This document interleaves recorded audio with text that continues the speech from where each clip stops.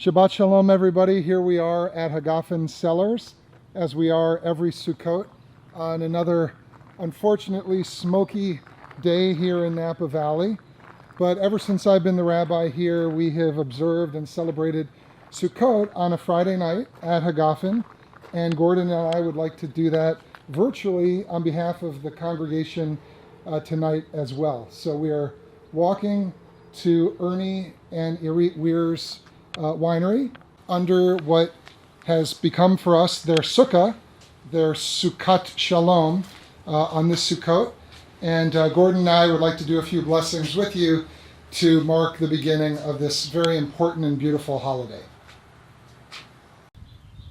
Here we are at Hagafen under the sukkah, and I think some of you may know that for the rabbis, Sukkot, the festival of booths, the festival of Sukkot, was called also Zman Simchatenu, the season of our joy. And for many people, Sukkot was viewed as the most joyful celebration in the Jewish calendar. Maybe it was because it followed the days of awe, the 10 days of penitence, and we all know, because we just finished them, that Rosh Hashanah and Yom Kippur can be pretty intense. So Sukkot is a time to unwind, to celebrate the harvest, to celebrate community. Of course, this year that's a bit challenging, but we're going to do the best that we can. And as I said, the word Sukkot comes from the singular sukkah or sukkah, and there is a prayer, a blessing that we say when we stand under the sukkah for the very first time. The sukkah is usually fairly fragile.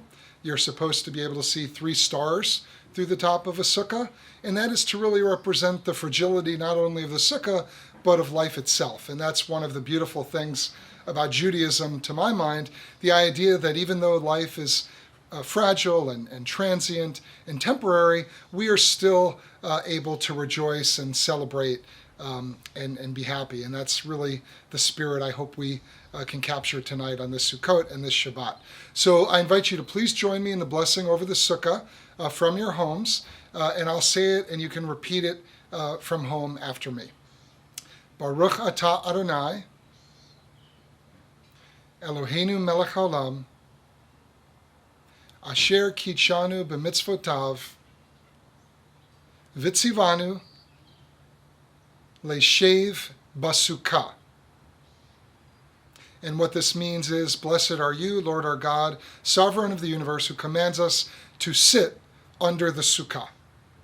And now that we are under the sukkah, we are going to continue with the blessings over the lulav and the etrog.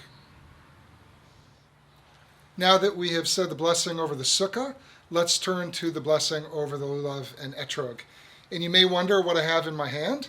I have the lulav and I have the etrog. These are also signature ritual objects for the holiday of Sukkot, along with the sukkah. The lulav is made up of 3 different branches: the palm branch, the myrtle branch, and the willow branch. And the etrog is a kind of citron.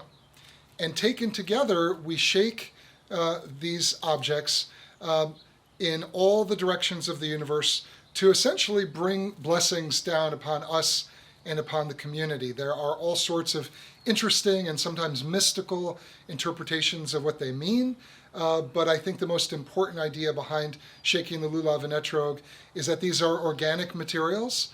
Like the sukkah, they are temporary, they are transient, but they are meant to help us celebrate not only our lives, but all of creation, and that's why they're all natural.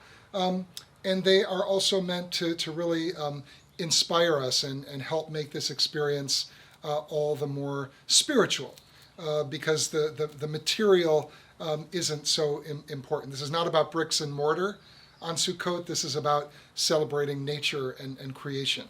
So let me offer the blessing again, and I'll say it slowly so you can say it from home. If you have the lulav at home, you can shake it along with me. If you don't, I'll do that on behalf of you. Baruch atah Adonai, Eloheinu melech haolam, asher kitshanu b'mitzvotav, v'tzivanu al netilat lulav. And it means, blessed are you, Lord our God, sovereign of the universe, who commands us to shake the lulav and the etrog. So I'm going to shake it in all 6 directions of the universe. We'll start to the east, which from here would be that direction. East, west, north, south, up to the heavens and down toward the earth. And we call all of God's blessings, the blessings over all of creation, to be with us on this Sukkot. And I invite you to say with me, Amen. And now we'll continue with our service.